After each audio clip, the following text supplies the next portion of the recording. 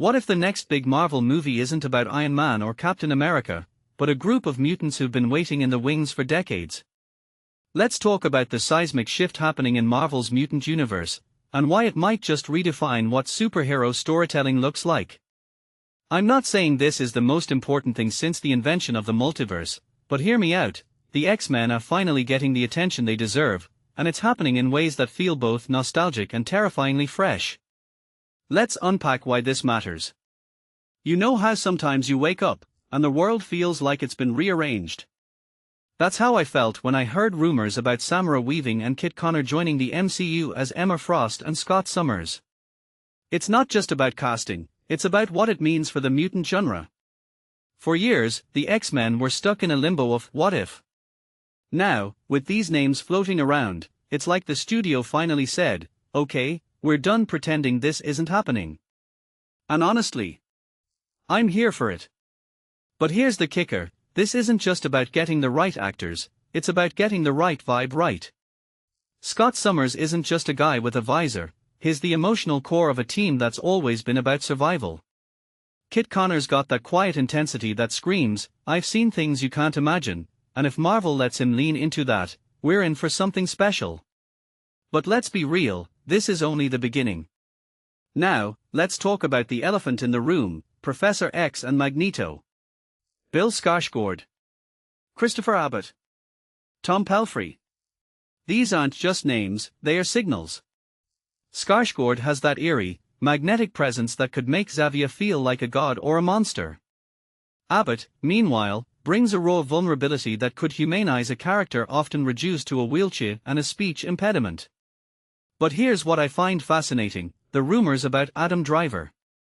If he's playing Magneto, that's one thing, but if he's also in talks for Sebastian Shaw, that's a masterstroke. Shaw isn't just a villain, he's a manipulator, a strategist, and a guy who's always one step ahead. Pairing him with Driver's brooding intensity? That's not just casting, it's storytelling at its most ambitious. And if the Hellfire Club is involved, oh, we're in for a wild ride. Let's get real for a second, the Hellfire Club isn't just a group of rich people with too much time on their hands. They are the dark underbelly of mutant society, a place where power is currency and morality is optional. If Marvel is leaning into this, it's a sign they're ready to explore the gray areas, the ones where mutants aren't just fighting for survival, but for dominance. Imagine a storyline where Emma Frost isn't just a leader, but a player in a game of chess where every move has consequences.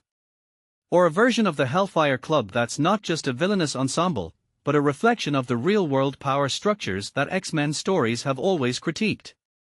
This isn't just about mutants, it's about the systems that control them. And if Marvel pulls this off, they'll have created something that feels both epic and deeply relevant. But here's the thing that keeps me up at night, what if this is just the prelude? The Krakoan era in comics was a reset button for mutant lore, a chance to rebuild from the ashes.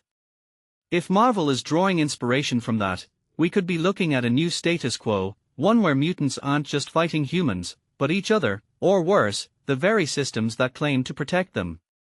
And that's where the real tension lies. The X-Men have always been about identity, but what if the next chapter is about reinvention? What if the Hellfire Club isn't just a new villain group, but a mirror held up to the mutant community itself? The possibilities are endless, and that's what makes this so thrilling. So, what do you think? Are you ready for a new era of mutants, or are you still clinging to the old ways? Drop your thoughts below, because this is just the start of something bigger than we can imagine.